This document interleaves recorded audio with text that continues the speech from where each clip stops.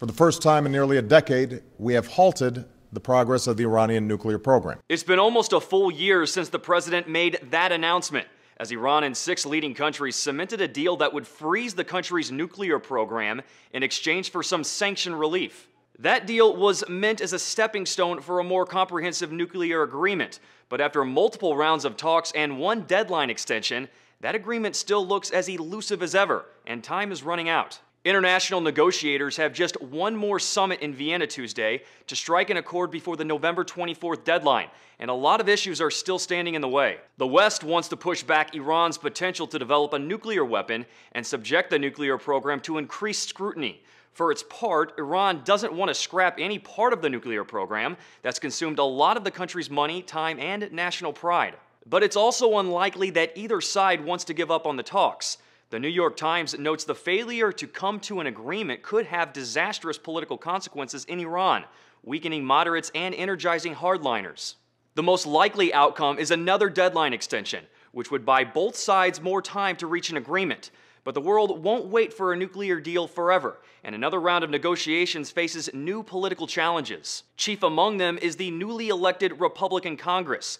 Many GOP leaders are skeptical about reaching a deal and have bitterly opposed Obama on negotiations. My biggest concern is that Barack Obama wants to deal with Iran way too badly. Republican Senator Lindsey Graham, a staunch critic of the talks, is planning to introduce a bill requiring Obama to submit any deal with Iran to congressional review.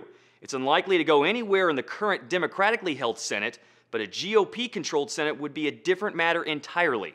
Iranian President Hassan Rouhani is also facing domestic pressure from his country's hardliners, who view the negotiations as a humiliating bargaining away of Iran's nuclear enrichment rights. Complicating the issue even further is a different nuclear deal recently inked between Russia and Iran, which allows Russia to build 8 new nuclear reactors in Iran. The deal is sanctioned by the UN's nuclear watchdog agency and could provide some international assurance that Iran's program is being used for peaceful purposes only. But as the Los Angeles Times noted, Russia raised the possibility of Iran developing its own nuclear fuel in the deal, which tells the United States and its European allies, you guys better be flexible in the negotiations, or we might allow Iran to get into the game of supplying its own nuclear fuel needs. One analyst told The Guardian emerging from negotiations in Vienna without some signs of progress will only make it more unlikely that future talks will bear any fruit.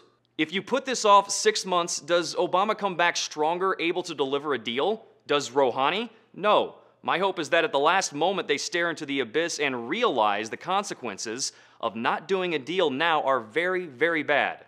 Ahead of the Vienna talks, many analysts predict negotiations will try to reach a modest agreement, possibly extending the deadline while solidifying some of the points where both sides are in agreement.